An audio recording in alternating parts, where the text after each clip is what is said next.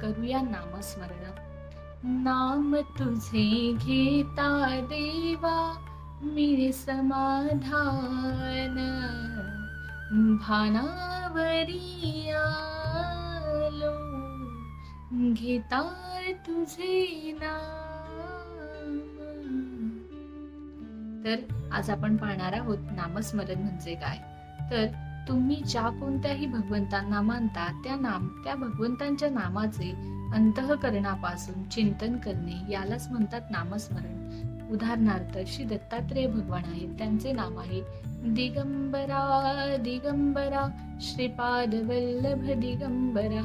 असेच या नामाचे चिंतन करणे यालाच नामस्मरण म्हणतात. तर आता तुम्ही म्हणाल की नामस्मरण का करायचे.